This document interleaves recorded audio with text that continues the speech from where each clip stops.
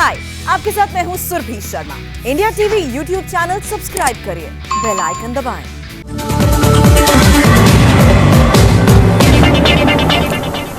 नमस्कार, मैं हूं सौरभ शर्मा। पीएम ने आज 10 सीएम के सामने 54 डीएम से बात की। जी हां, इस वक्त देश के सामने दो महामारी है। कोरोना वायरस गया नहीं है और ब्लैक फंगस आ गया है। मतलब देश के शहर हो या गांव, सबको इन दोनों महामारियों से एक साथ लड़ना है। प्रधानमंत्री नरेंद्र मोदी ने आज हर जिले के अफसरों से सिर्फ दो बड़ी बातें कही। रूरल और अर्बन दोनों की स्ट्रैटेजी अलग होनी चाहिए। जो जिलाधिकारी गांव की जिम्मेदारी संभाल रहा है वो अलग प्लान बनाए और जो डीएम शहर संभाल रहा है उसकी स्ट्रैटेजी रणनीति बिल्कुल अलग हो। प्रधानमंत्री ने आज जिलों में काम करने वाले अफसरों की बातें सुनी और फिर उसके बाद अपना सुझाव दिया। प्रधानमंत्री ने देश के डीएम से क्या कहा और डीएम्स ने प्रधानमंत्री से क्या कहा। सियासत से ऊपर उठकर देश हित में इस बातचीत को बहुत गौर से सुनते हैं।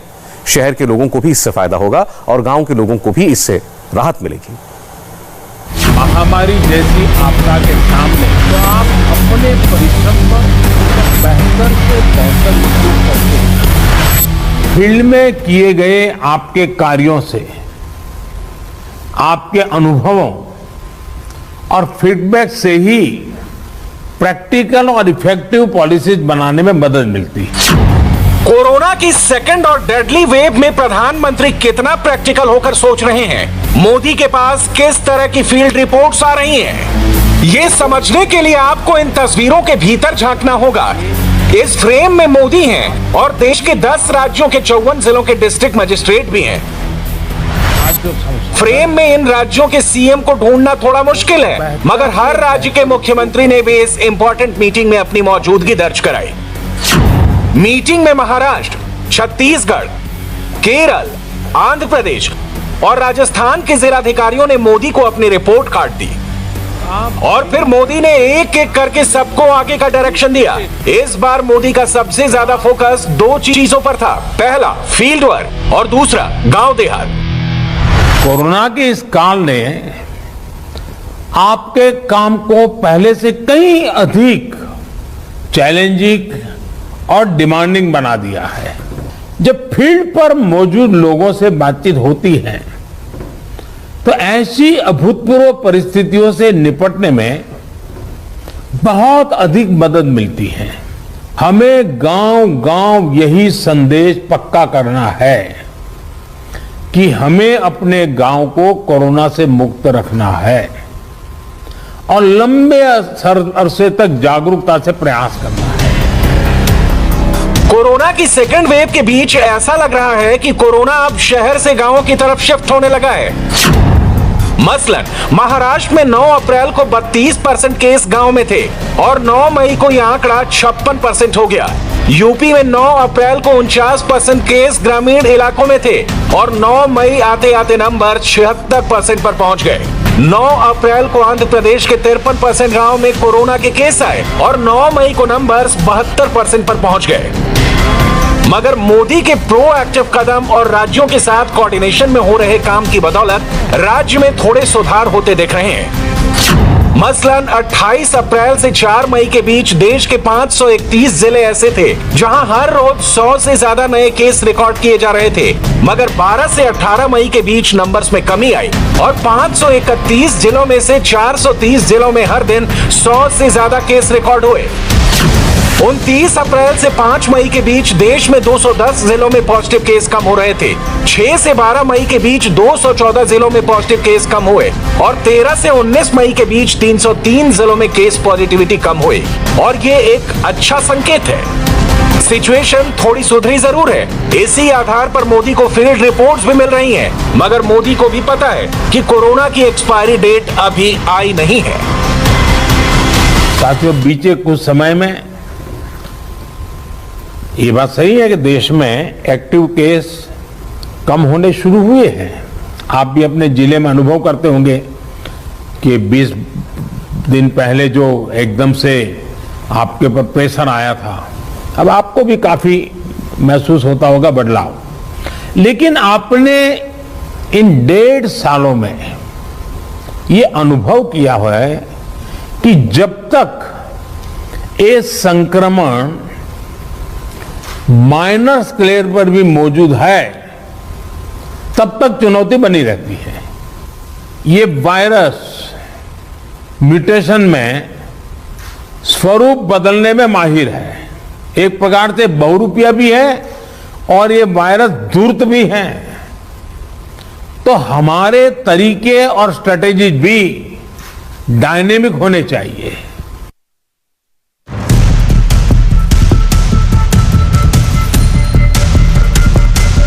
कोरोना की दूसरी लहर की रफ्तार पर ब्रेक लगाने के लिए युद्ध स्तर पर काम हो रहा है और इसमें एक बड़ा रोल प्ले कर रहा है टेस्टिंग। 18 से 24 फरवरी 2021 के बीच देश में 57,09,000 टेस्ट हुए, मगर इस वक्त टेस्टिंग के नंबर 1,30,00,000 को पार कर चुके हैं। 29 अप्रैल से 5 मई के बीच देश में 1,27,37,710 टेस्ट हुए। 6 मई से 12 मई के बीच 1,30,25,624 टेस्ट और 13 मई से 19 मई के दौरान 1,30,77,030 टेस्ट कंडक्ट किए गए। पिछले 12 हफ्तों में टेस्टिंग की संख्या करीब 2.5 गुना बढ़ी है और अच्छी बात यह है कि पिछले 2 हफ्तों में पॉजिटिव केस के नंबर्स भी तेजी से कम हुए हैं। लास्ट 3 फिगर की बात करें तो केस पॉजिटिविटी 21.5% से 20.6% पर आई और फिलहाल यह घटकर 15.2% हो गई है। इसलिए अब की बार मोदी ने कई बड़े सिग्नल्स दिए हैं, दवाई भी और कड़ाई भी से आगे की बात कही है। क्या करना है, कैसे करना है, क्या नहीं करना है, क्यों नहीं करना है। 20 मिनट में मोदी ने पूरे देश को एक एक चीज की पॉइंट बाय पॉइंट प्रेजेंटेशन दी है। कई बार जब केस कम होने लगते हैं तो लोगों को भी लगता है कि अब चिंता की बात नहीं, वो तो चला गया। लेकिन अनुभव दूसरा है। टेस्टिंग और डिस्टेंसिंग जैसे मेजर्स को लेकर लोगों में गंभीरता कम न हो, इसके लिए सरकारी तंत्र, सामाजिक संगठन, जनप्रतिनिधि, इन सबके बीच में एक सामूहिक जिम्मेवारी का भाव हमें पक्का करना होगा। साइंटिफिक लेवल पर हमारे वैज्ञानिक वायरस के बदलते स्वरूपों से निपटने के लिए दिन रात काम कर ही रहे हैं। वैक्सीन बनाने से लेकर एसओपीज और नई ड्रग्स बनाने तक लगातार काम हो रहा है।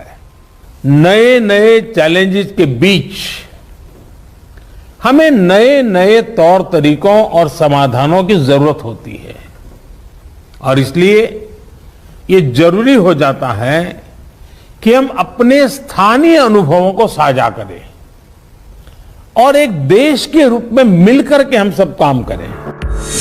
भारत के लिए राहत की बात यह है कि लगातार चौथे दिन नए केसेस की संख्या 3 लाख से कम आई है। पिछले 24 घंटे में देश में 2,76,110 नए केस रिकॉर्ड किए गए हैं। डेली रिकवरी केसेस ने लगातार 7वें दिन डेली न्यू केसेस की संख्या को आउट नंबर किया है। पिछले 24 घंटे में देश में 3,69,077 लोग रिकवर हुए हैं।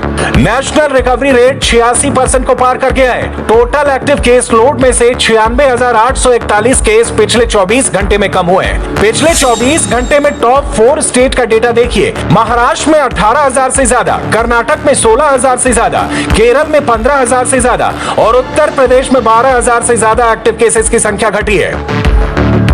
ये सब कुछ ऐसे नहीं हुआ, मोदी को खुद आगे आकर कमान संभालनी पड़ी है। कंट्रोल रूम से डायरेक्ट ग्राउंड जीरो तक एक एक चीज मॉनिटर करनी पड़ी है, तब जाकर नंबर्स घटे हैं। मगर अभी भी मोदी का मैसेज क्लियर है, कोताही नहीं बरतनी है। कोविड एप्रोप्रिएट बिहेवियर जैसे मास्क पहनना, हाथ धुलना, जब इनमें कोई कमी नहीं आती, आपके जिलों में, आपके जिलों के बाजारों में, गांवों में कम से कम होने के बाद भी लोग सभी दिशा निर्देशों का पालन करते हैं, तो ये कोरोना से लड़ाई में बहुत मदद करता है। स्थितियों पर लगातार नजर रखने से जिले के सारे प्रमुख विभागों, जैसे पुलिस का विभाग हो, साफ सफाई की बात हो, इन सारी व्यवस्थाओं का इनके बीच में बेहतर तालमेल और प्रभावी परिणाम स्वाभाविक रूप से निकलने लगते हैं। इस बार क्राइसिस बहुत बड़ी है, इसलिए मोदी को अलग अलग लेवल्स पर अर्जेंट कॉल लेने पड़ रहे हैं। एग्जांपल देखिए, पिछले कुछ हफ्तों में कोरोना के मुद्दे पर मोदी को 21 ऑफिशियल मीटिंग करनी पड़ी। इनमें से ज्यादातर ऑफिशियल एंगेजमेंट्स कोरोना के सेकंड वेव के मद्देनजर पिछले 2 हफ्तों में हुई। मार्च 2020 में कोविड-19 से रिलेटेड रिव्यूज और मीटिंग्स का यह सबसे बड़ा आंकड़ा है। रही बात मार्च 2020 से अप्रैल 2021 की, तो मोदी ने कोरोना पर कम से कम 65 मीटिंग्स की। मोदी एक्शन मोड में डटे हुए हैं, मगर मोदी विरोधियों की टाइमलाइन में सिवाय एजेंडे के कुछ नहीं है। हर चीज पर सियासत हो रही है। वैक्सीन भी उनमें से एक टॉपिक है। गुरुवार सुबह 7 बजे तक देश में 18,70,09,792 वैक्सीन दी जा चुकी हैं। 18 से 44 साल के 70,17,189 लोग पहले डोज से वैक्सीनेट हो चुके हैं। देश के 10 राज्यों में 66% से ज्यादा वैक्सीन की डोज दी गई है। मोदी सरकार ने केंद्र शासित प्रदेशों और राज्यों को फ्री ऑफ कॉस्ट कैटेगरी और डायरेक्ट स्टेट प्रोक्योरमेंट कैटेगरी के तहत 21,07,31,130 करोड़ वैक्सीन की डोज दे दी है। इस वक्त भी राज्यों के पास करीब 2 करोड़ वैक्सीन उपलब्ध हैं। सभी राज्यों को अगले 3 दिनों में 26 लाख वैक्सीन की डोज और मिलेंगी। जो मोदी विरोधी इस वक्त वैक्सीन पर पॉलिटिक्स कर रहे हैं, गुरुवार को मोदी ने उनके सामने वैक्सीन का पूरा कैलेंडर भी लाकर रखा और वैक्सीन की बर्बादी ना हो, इसका भी मैसेज भेजा। टीकाकरण की रणनीति में भी हर स्तर पर राज्यों और अनेक स्टेक होल्डर से मिलने वाले सुझावों को शामिल करके आगे बढ़ाया जा रहा है। इसी क्रम में स्वास्थ्य मंत्रालय की तरफ से 15 दिन के टीकों की उपलब्धता की जानकारी राज्यों को दी जा रही है।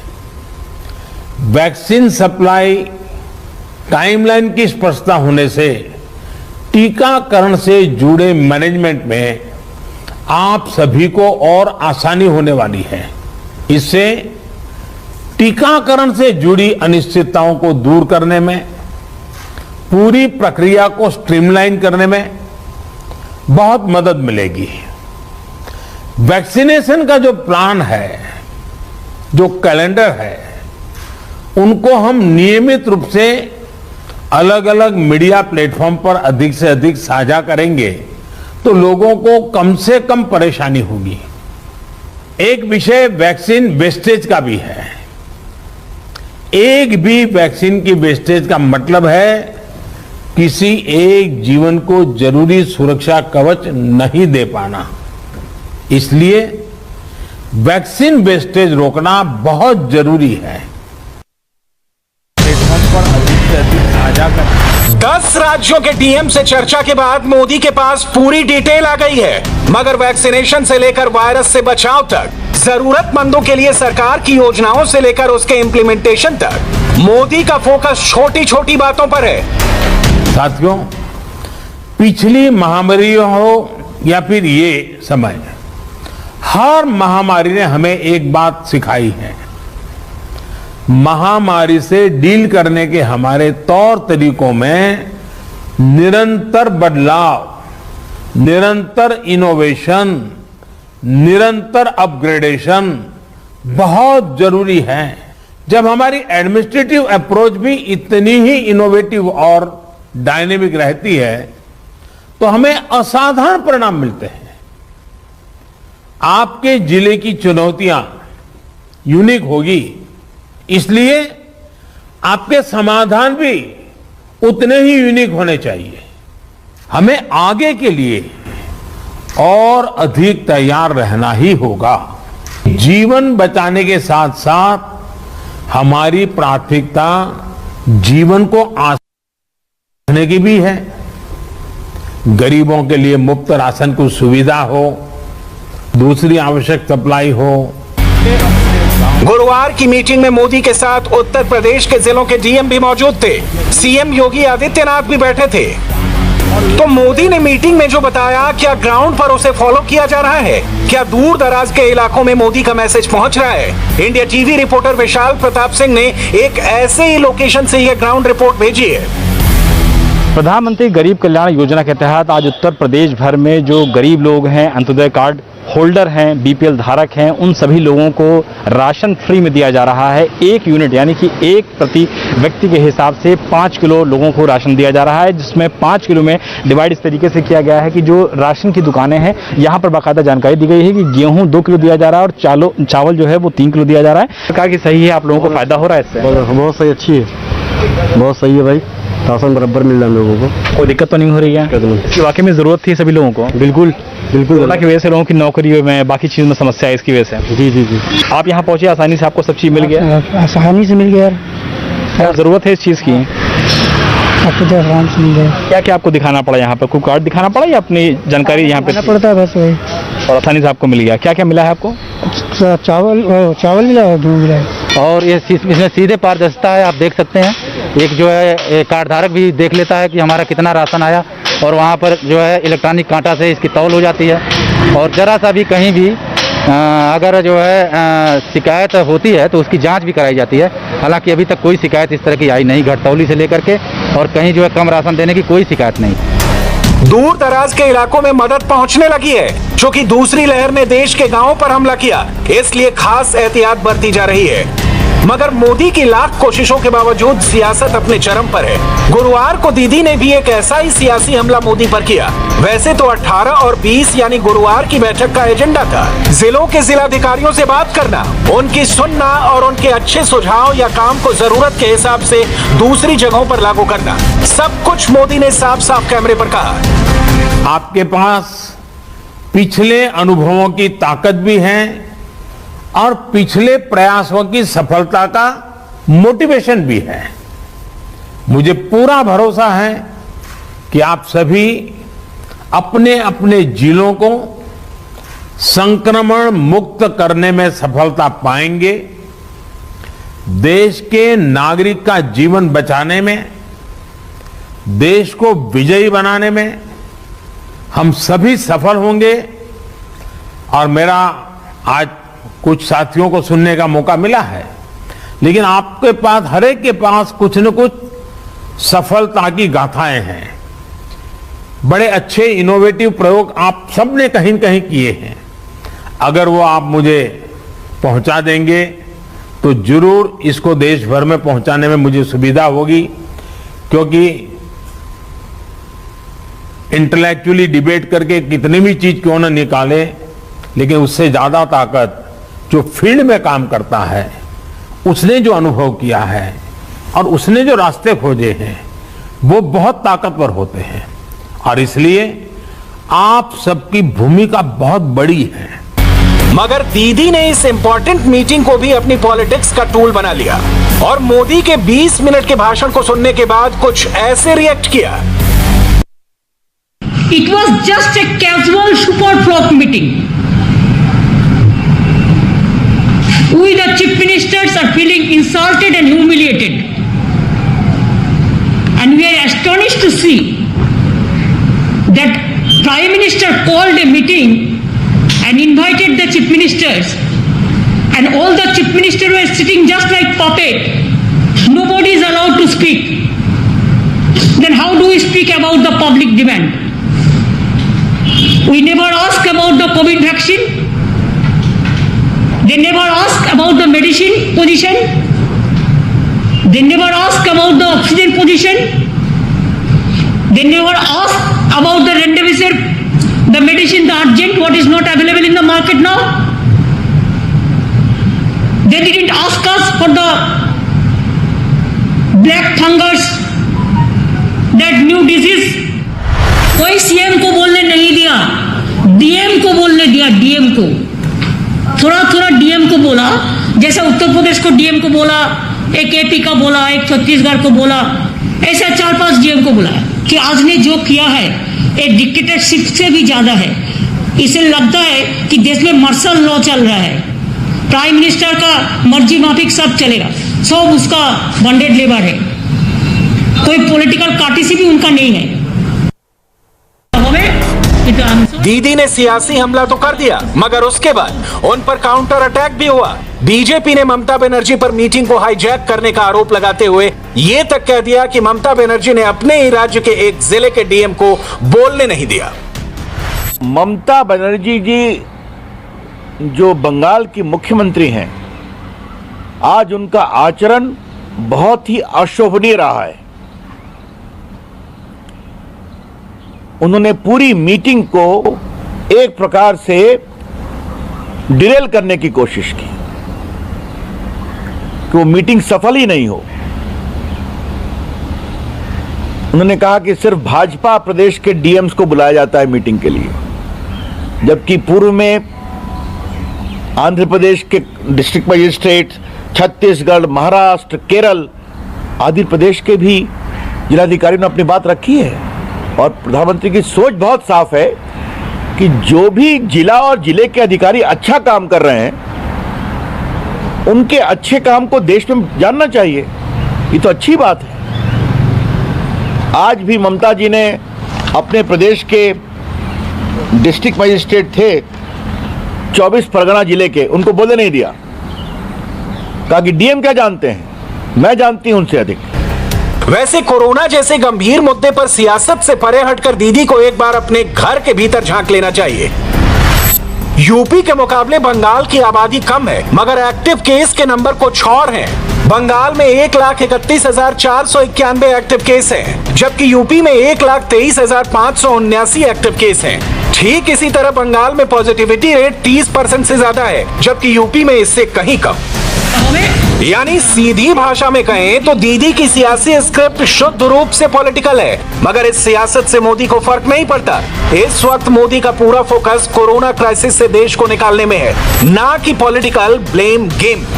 बेहतर से बेहतर उपयोग। इस बीच केंद्र सरकार ने आज कोरोना को लेकर नई गाइडलाइन जारी की। इसने सबकी टेंशन भी बढ़ाई है। नई गाइडलाइन में 2 गज की जगह 10 मीटर की दूरी बनाने को कहा गया है। महामारी को लेकर एक नई तारीख भी आई है, 30 जून। सवाल यह है कि हम 10 मीटर दूर रहें, मास्क भी पहने और कोरोना का शक हो तो घर में ही टेस्ट भी कर लें। सरकार ने आज कोरोना को लेकर क्या क्या कहा है, क्या निर्देश जारी किए हैं, अगले 15 मिनट में कोरोना से जुड़े आपके हर सवाल का जवाब मिलेगा, इसलिए ये पूरी रिपोर्ट बहुत गंभीरता से देखिए। अब 10 मीटर की दूरी, डबल मास्क जरूरी, बंद जगह पर ज्यादा इन्फेक्शन, सरकार की नई गाइडलाइंस से बड़ी टेंशन। कोरोना महामारी की रोकथाम के लिए सरकार ने नई गाइडलाइन जारी की तो लोगों की टेंशन बढ़ गई। गाइडलाइंस में कुछ ऐसी बातें हैं जिन्हें पढ़कर ऐसा लगता है कि अब कोरोना से बचना करीब करीब नामुमकिन है। इन गाइडलाइंस में जो सबसे डराने वाली बात है वो ये है कि कोरोना वायरस प्रमुख रूप से नाक और मुंह से निकलने वाली हल्की बूंदों यानी ड्रॉपलेट और बेहद बारीक कणों यानी एरोसोल से फैलता है। ये एरोसोल 1-2 मीटर नहीं, संक्रमित व्यक्ति से 10 मीटर की दूरी तक का सफर तय कर सकते हैं। यानी कोरोना वायरस से संक्रमित लोगों से 2 मीटर नहीं, 10 मीटर की दूरी बनाकर रखनी चाहिए। नॉर्मली जो ड्रॉपलेट्स होते हैं वो 2 मीटर के आगे हम एक्सपेक्ट नहीं करते हैं, उसके पहले वो सेटल कर जाते हैं। लेकिन एरोसोल जो है वो 9 से 10 मीटर तक के डिस्टेंस पे जा सकते हैं। इसलिए जहां तक पॉसिबल हो, जितना ज्यादा डिस्टेंसिंग आप एक दूसरे से मेंटेन कर सकते हैं, उतना ही आपके लिए बेहतर होगा। तो इन सब चीजों पे नए गाइडलाइंस जो जारी हुए हैं, जो प्रिंसिपल साइंटिफिक एडवाइजर के ऑफिस से, उसमें इन सब चीजों पे जोर दिया गया।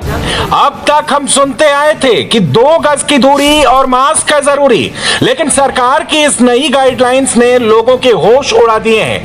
घरों के भीतर या दफ्तरों में 10 मीटर की दूरी का पालन कर पाना नामुमकिन है। सरकार की नई कोरोना गाइडलाइंस में कई और इंपॉर्टेंट बातें हैं, जैसे कि बंद जगहों पर ड्रॉपलेट, सरफेस या हवा से कोविड ट्रांसमिशन का खतरा अधिक है। बंद कमरों में एसी या कूलर चलाना खतरनाक है, इसलिए खिड़कियां खोली रखें, एग्जॉस्ट फैन चलाएं, एसी चलाने से परहेज करें। ऑफिस स्पेस में भी सेंट्रलाइज एसी सिस्टम संक्रमण फैला सकते हैं, इसलिए शॉपिंग मॉल, ऑफिस और सिनेमा घरों में बड़े एग्जॉस्ट फैन से वेंटिलेशन की व्यवस्था हो। सवाल यह है कि बंद जगहों पर 10 मीटर की दूरी बना पाना किस हद तक संभव है। सवाल यह भी है कि अगर एरोसॉल 10 मीटर तक उड़कर जा सकते हैं और संक्रमित व्यक्ति से 10 मीटर दूर खड़ा इंसान भी इन्फेक्टेड हो सकता है, तो क्या अब कोरोना वायरस से बचना संभव भी है या नहीं। इस पॉपुलेशन डेंसिटी में हम रहते हैं, जो बाजार के भीतर भीड़ होती है, इस सिचुएशन में 10 मीटर बनाना बहुत ही मुश्किल है। लेकिन जहां भी पॉसिबल हो, अगर मास्क यूज कर रहे हैं, अगर ऐसे भीड़ भाड़ वाले इलाके में अगर आप चश्मा या फेस शील्ड यूज कर रहे हैं, और जहां तक पॉसिबल हो आप सोशल डिस्टेंसिंग का पालन करते हैं, जो पहले 2 मीटर था, जो अब कहा जा रहा है अगर 10 मीटर तक हो जाए तो बहुत ही अच्छा है, क्योंकि एरोसोल के थ्रू स्प्रेड होता है। तो एरोसोल के थ्रू स्प्रेड होने का जो प्राइमरी मोड है वो बंद जगह में ज्यादा इंपॉर्टेंट हो जाता है बनाम खुले जगह के। अगर आप बंद कमरे में हैं तो एरोसोल काफी सिग्निफिकेंट हो जाता है, लेकिन खुले जगह में एरोसोल उस वे में इतना ज्यादा आपके पास अगर वेंटिलेशन ठीक से है तो फिर एरोसोल उस वे में जनरेट नहीं होगा, और होगा भी तो इजिली एक्सचेंज हो सकता है। तो ये सिचुएशन के अकॉर्डिंग हमें देखना पड़ेगा कि कितना डिस्टेंस हम मेंटेन करके रह पाए, और सबसे जरूरी यही है कि अगर कोई भी इन्फेक्टेड है, कोई भी सिम्पटैटिक है, वो भीड़ भाड़ वाले इलाके में ऐसे लोगों से न मिले जिनको ये इन्फेक्ट कर सकता है। कोरोना वायरस के ड्रॉपलेट और सरफेस यानी संक्रमित व्यक्ति जहां खांसता छींकता है, वहां के दरवाजों, टेबल या फर्श से फैलने की बातें पिछले 1 साल से हो रही है। लेकिन एरोसॉल यानी हवा में मौजूद छींक या खांसी से निकले बारीक कणों यानी एरोसॉल से फैलने वाली बात दुनिया भर के एक्सपर्ट कर रहे हैं। 7 मई को अमेरिका के centre for disease control and prevention यानी CDC ने कोरोना की नई गाइडलाइंस जारी की थी। इनके मुताबिक कोरोना वायरस हवा यानी एरोसॉल से फैल रहा है। आप सिर्फ 6 फुट की दूरी से नहीं बच सकते। इंडोर यानी घर या किसी बंद जगह पर बिना मास्क के रहना खतरनाक हो सकता है। अगर 6 फीट की दूरी भी रखें, लेकिन इन्फेक्टेड पर्सन और नॉन इन्फेक्टेड पर्सन दोनों ही मास्क न पहने, तो 90% रिस्क है कि वह ट्रांसमिट करेगा, इन्फेक्शन फैलेगा। लेकिन अगर 6 फीट की दूरी रखते हुए 2 लोग, बोथ कोविड पॉजिटिव और कोविड नेगेटिव पर्सन, वह अगर मास्क पहने तो इन्फेक्शन का रिस्क नेग्लिजिबल हो जाता है। हम आपके द्वारा फिर से रिक्वेस्ट करना चाहेंगे, फिर से विनती करना चाहेंगे कि हमारे बहुत सारे मेजर्स में ये एक बहुत क्रिटिकल एलिमेंट है कि जिसके द्वारा हम इन्फेक्शन के स्प्रेड को रोक सकते हैं। अमेरिका के सेंटर फॉर डिजीज कंट्रोल ने ये गाइडलाइंस अमेरिका के मैसाचुसेट्स इंस्टीट्यूट ऑफ टेक्नोलॉजी और मशहूर वैज्ञानिक पत्रिका द लैंसेट की नई रिसर्च के आधार पर जारी की। इन सभी रिसर्च का मतलब यह है कि अगर संक्रमित व्यक्ति खांसता और छींकता है तो उसके मुंह और नाक से कुछ बड़ी और कुछ हल्की बूंदें निकलती हैं। बड़ी बड़ी बूंदों को ड्रॉपलेट कहते हैं और हल्की बूंदों को एरोसॉल कहते हैं। यानी एरोसॉल या ड्रॉपलेट दोनों ही हमारे मुंह या नाक से खांसने और छींकने के दौरान निकलते हैं। आम लोगों को तो ये आंखों से बमुश्किल ही दिखें, लेकिन इनमें मामूली अंतर होता है। ड्रॉपलेट या छोटी बूंदें 5 माइक्रोमीटर आकार की होती हैं, वहीं एरोसोल इससे भी छोटे होते हैं। छोटी बूंदें या ड्रॉपलेट वजन में ज्यादा होते हैं तो कम दूर जा पाते हैं, वहीं एरोसोल हल्के होते हैं तो उड़कर ज्यादा दूर जा सकते हैं। यानी ड्रॉपलेट से तो आप 6 फुट की दूरी पर सुरक्षित रह सकते हैं, लेकिन एरोसोल ज्यादा हल्के होने के चलते 6 फुट से ज्यादा दूरी तय कर सकते हैं। भारी होने के चलते बोलने, छींकने या खांसने से निकली ड्रॉपलेट कुछ दूरी तय करके गिर जाती हैं, वहीं एरोसोल देर तक हवा में रह सकते हैं, तो इनसे संक्रमण का डर देर तक बना रहता है। हम देख रहे हैं हर दिन नए एविडेंसेस आ रहे हैं, नए पॉइंट्स आ रहे हैं, नया साइंटिफिक नॉलेज बढ़ता चला जा रहा है। इसी में एक आज नई गाइडलाइंस आ गई हैं जिसके अंदर हमने ये बोला है कि हमें 10 मीटर तक की दूरी से ये वायरस फैल सकता है। पहले ये बात हुई थी कि वायरस ड्रॉपलेट इन्फेक्शन से फैलता था, इसीलिए 2 गज की दूरी बहुत जरूरी बोला गया था। पर जो एरोसॉल होते हैं, एरोसॉल ड्रॉपलेट से भी छोटे नैनो पार्टिकल्स होते हैं जो हवा के करंट के थ्रू लंबी दूरी तक जा सकते हैं। ये 10 मीटर की दूरी तक भी जा सकते हैं, और ये बहुत ज्यादा पॉसिबल होगा अगर आपका रूम, जिस कमरे में आप है वो नॉन वेंटिलेटर हो, या जिस कमरे में सेंट्रलाइज एसी हो, जिसके अंदर एयर का जो सर्कुलेशन है, जो हम लोग बोलते हैं चेंज ऑफ एयर पर रूम पर आर कितना है, उसके हिसाब पे डिपेंड करता है। यानी अगर आप किसी कमरे में 2 लोग बैठे हैं, अगर आपकी 10 मीटर की दूरी नहीं मुमकिन हो पा रही है तो आप कम से कम अपने कमरे को क्रॉस वेंटिलेशन करें, ताकि अगर आपका जो दूसरा बंदा जो दूर बैठा है उसका जो इन्फेक्शन है वो उसी वेंट के थ्रू कहीं बाहर निकल जाए। नई गाइडलाइंस आती रहेंगी क्योंकि नया नॉलेज आता चला जा रहा है और हमें उसी तरीके से ट्रीट करना है। सरकार की गाइडलाइंस में एक अहम बात यह भी दोहराई गई है कि कोरोना से इन्फेक्टेड बहुत से लोग एसिम्प्टोमेटिक होते हैं, यानी उनमें खांसी, बुखार और सिर दर्द जैसे कोविड के सामान्य लक्षण नहीं दिखाई देते। कई बार संक्रमित लोगों में ये लक्षण दिखने में 2 हफ्ते या इससे भी ज्यादा का समय लग सकता है। इस दौरान ये लोग अनजाने में अपने आसपास मौजूद लोगों को संक्रमित करते रहते हैं, जिनकी स्थिति बिगड़ने का डर है। ऐसी स्थिति में घर के भीतर भी अच्छे मास्क, कपड़े के डबल मास्क या N95 जैसे अधिक प्रोटेक्शन वाले मास्क लगाए रखने की सलाह सरकार ने दी है। सरकार ने गाइडलाइंस तो जारी कर दी, मगर प्रैक्टिकली इनका पालन कर पाना कितना संभव होगा? शहर के 2 या 3 कमरे वाले घरों में या एक ही कमरे में रह रहे लोगों के लिए इन गाइडलाइंस का पालन कर पाना लगभग नामुमकिन है। उनके लिए एक दूसरे से दूरी बना पाना भी संभव नहीं है। इसलिए बेहद सिंपल तरीका यही है कि आप हमेशा मास्क पहने रखें। इसे अपनी आदत का हिस्सा बना लें, क्योंकि यह सिलसिला कई साल चलने वाला है। अगले बहुत सालों तक मास्क पहनना और सोशल डिस्टेंसिंग को मेंटेन करना तो बहुत जरूरी है। मतलब इससे तो हम दूर हो नहीं पाएंगे, हमें ये अपना बिहेवियर बना लेना चाहिए। तो अगर हम अपना बिहेवियर बना लेंगे अगले कुछ सालों तक और उसको इम्प्लीमेंट करेंगे तो हम कोविड से नहीं, बहुत बीमारियों से बच पाएंगे। तो मेरी तो सबसे ये रिक्वेस्ट है कि डबल मास्क अगर पहनना है तो उसको प्लीज अच्छी तरह पहनिए। इंश्योर कीजिए कि वो टाइट हो, उसमें से हवा इधर उधर ना निकले, ना बाहर जाए ना अंदर आए, ताकि मैं ना किसी को इन्फेक्ट करूं ना किसी से इन्फेक्ट हूं। तो मास्क पहनोगे तो आपकी 99% प्रॉब्लम्स ठीक हो गई। और मीटर्स में मैं जाना नहीं चाहता हूं, मतलब आप मास्क पहना हुआ तो आप प्रोटेक्टेड हैं। वैसे भारत पहला देश नहीं है जिसने अपनी कोरोना गाइडलाइंस अपडेट की हैं। कोरोना वायरस के लगातार बदलते रंग रूप और इस पर हो रही स्टडी के आधार पर कई देशों ने अपनी गाइडलाइंस बदली हैं। जैसे कि अमेरिका के CDC ने 7 मई को कोरोना की नई गाइडलाइंस जारी की। इसके 6 दिन बाद 13 मई को अमेरिका ने वैक्सीन की दोनों डोज ले चुके लोगों को मास्क हटाने की भी इजाजत दे दी। अमेरिका के ही बहुत से एक्सपर्ट ने मास्क हटाने के CDC के फैसले का विरोध किया, जिस पर CDC डायरेक्टर को अमेरिकी संसद में पेश होकर सफाई देनी पड़ी। Last Thursday we released guidance that पिछले गुरुवार को हमने निर्देश जारी किए थे कि जो व्यक्ति सभी टीके लगवा चुके हैं और जो कोरोना से संक्रमित नहीं है, वो लोग मास्क हटाने के लिए सुरक्षित हैं।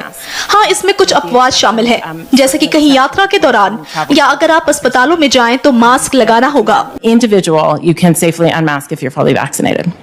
इसी तरह ब्रिटेन, फ्रांस, जर्मनी और इटली जैसे जो देश अपने नागरिकों का बड़े पैमाने पर वैक्सीनेशन कर चुके हैं, वो अपने यहाँ लोगों को restaurant, cinema hall, public concert जैसे कार्यक्रमों में जाने की छूट देने लगे हैं। जून जुलाई तक यूरोप के ज्यादातर पश्चिमी देशों में लोगों को कोरोना की गाइडलाइन से कुछ सावधानियों के साथ छूट मिल जाएगी।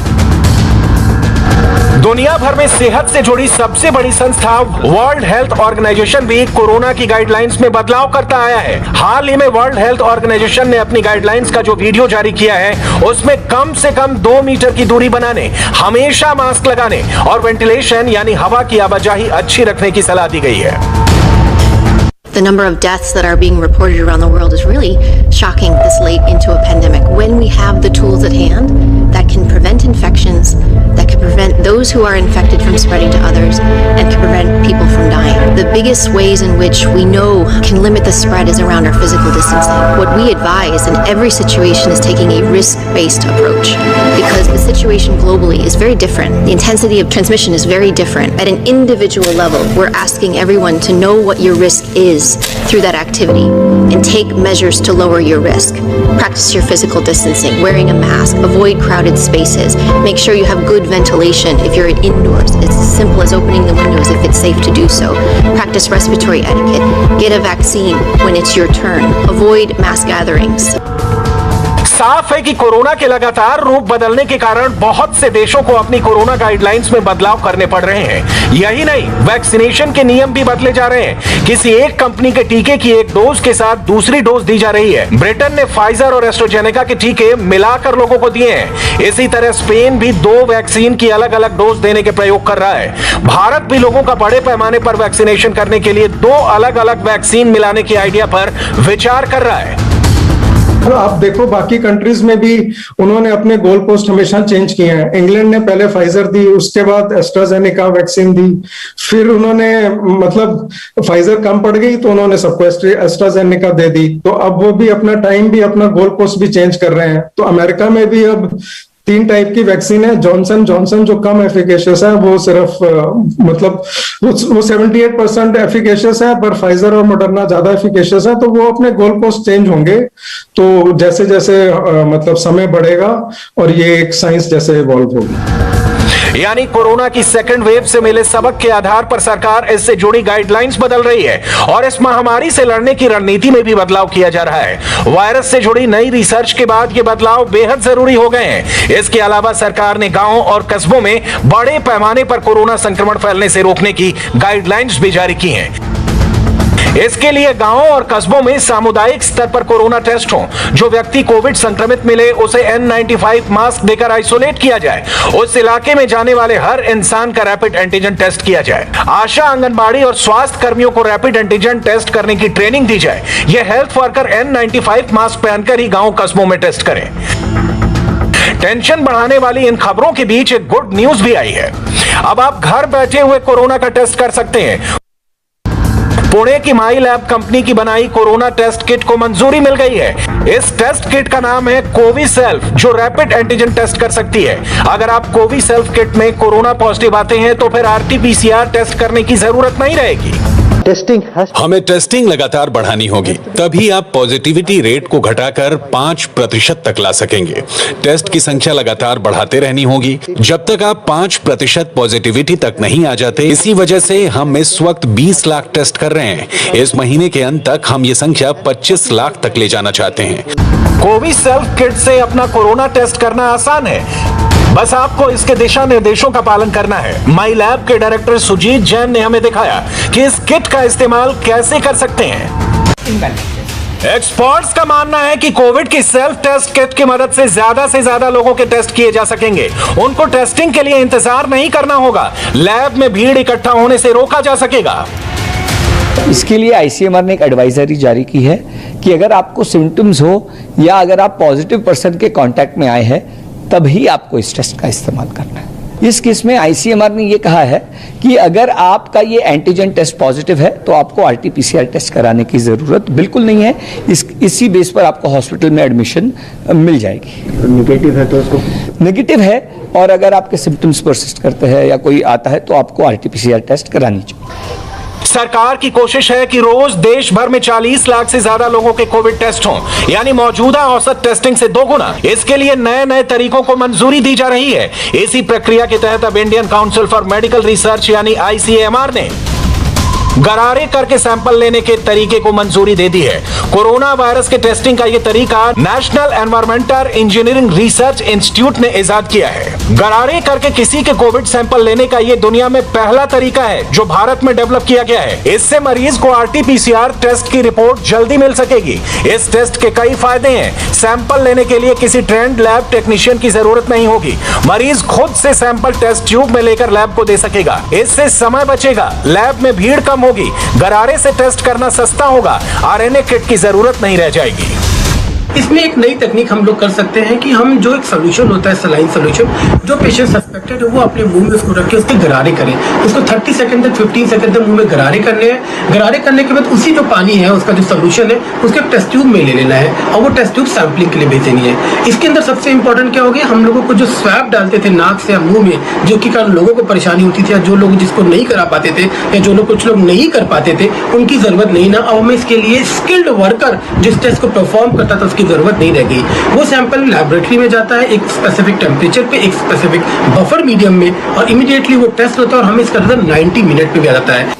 सरकार ने एक और बड़ा कदम उठाते हुए ब्लैक फंगस को 1897 के एपिडेमिक डिजीज एक्ट के तहत महामारी घोषित कर दिया है। केंद्र के स्वास्थ्य मंत्रालय ने इस बारे में राज्यों को चिट्ठी लिखकर कहा है कि ब्लैक फंगस के सभी मामले रिपोर्ट किए जाएं, उनका डेटाबेस बने। ब्लैक फंगस के इलाज को लेकर भ्रम की स्थिति से निपटने के लिए केंद्र सरकार ने देश भर के डॉक्टरों के लिए गाइडलाइंस भी जारी की हैं। इसके अलावा इस बीमारी के इलाज के लिए जरूरी इंजेक्शन का उत्पादन बढ़ाने के साथ साथ तुरंत बढ़ी मांग को पूरी करने के लिए इंजेक्शन इंपोर्ट भी किए जा रहे हैं। म्यूकरमाइकोसिस के केसेस कुछ शहरों में देखे जा रहे हैं, उसमें ऐसा लगता है कि ICU कॉन्टामिनेंट है। ICU के उपकरणों से, ICU के मास्क से, ICU के ऑक्सीजन सिलेंडर के पानी से ये हमारे शरीर में नाक के द्वारा प्रवेश कर सकता है। इसलिए उनकी चेकिंग, उनका मेंटेनेंस बहुत ज़रूरी है। ये डिफिकल्ट बीमारी है। एक बार होने के बाद इसमें बुखार भी नहीं आता है, लेकिन इसको पहचानने के कुछ लक्षण जानना बहुत ज़रूरी है। तालू के ऊपर अगर काला धब्बा दिखे, ज़बान पर काला धब्बा दिखे, नाक से काला, नाक के अंदर से डिस्चार्ज आए या नाक का क्रस्ट आए काला, या आंख के अंदर दर्द हो, एक साइड में फेस के दर्द हो या एक साइड में दिमाग में दर्द हो, उस सब से इसकी पहचान अर्ली हो सकती है। स्वाब टेस्ट के जरिए हम इसको बहुत simple method KOH staining, simple slide पे पोटेशियम हाइड्रोक्साइड जिसको पोटाश कहते हैं उसकी स्टेनिंग से इसको पहचान सकते हैं। सरकार को यह कदम इसलिए उठाना पड़ा है क्योंकि देश भर में कोविड मरीजों में ब्लैक फंगस की बीमारी बड़ी तेजी से बढ़ रही है। एक्सपर्ट्स के मुताबिक इसकी सबसे बड़ी वजह गंदा पानी और ऑक्सीजन के सोर्स का साफ ना होना है। इसके इलाज के गाइडलाइंस क्लियर ना होने से कई मरीजों को इलाज में गड़बड़ी की वजह से जान भी गंवानी पड़ी। इसलिए देश भर में ब्लैक फंगस को लेकर एक एकरूपता लाने के लिए सरकार ने यह कदम उठाया है। हमें इसमें ब्लैक फंगस और व्हाइट फंगस में मेरी आपसे रिक्वेस्ट है कि आप इसका नाम बदलिए, फंगल इन्फेक्शन बोलिए तो ठीक है, मैं मान रहा हूं, लेकिन हमें इसको ब्लैक और व्हाइट फंगस नहीं बोलना है, हमें इसको फंगल इन्फेक्शन बोलना है और उसको सस्पेक्ट करना है और उसको प्रिवेंट करना है। सस्पेक्ट करना तो और भी बात की बात है, पहले प्रिवेंट करना है। प्रिवेंट कैसे करेंगे? अगर हम अपना मरीज को डायबिटीज, सबसे इंपॉर्टेंट चीज डायबिटीज है, मेरी रिक्वेस्ट है देश में हर इंसान को जो भी डायबिटीज का मरीज है अपनी डायबिटीज कंट्रोल में रखे। अगर हम मोटे तौर पर देखें तो सरकार ने आज कोरोना और ब्लैक फंगस की नई गाइडलाइंस जारी की, कोरोना की सेल्फ यूज किट अप्रूव की और कोविड सैंपलिंग के एक नए तरीके को भी मंजूरी दी। कोशिश यही है कि नए उपाय और तरीकों से इस महामारी को जल्द से जल्द मात दी जा सके। महाराष्ट्र में पिछले 24 घंटे का कोरोना का आंकड़ा आ चुका है। इस पर पूरी खबर एक ब्रेक के बाद। हाय, आई एम सुरभि शर्मा। खबरों से अपडेट रहने के लिए India TV YouTube channel subscribe करिए, साथ में बेल आइकन जरूर दबाएं। जुड़े रहें इंडिया टीवी के साथ।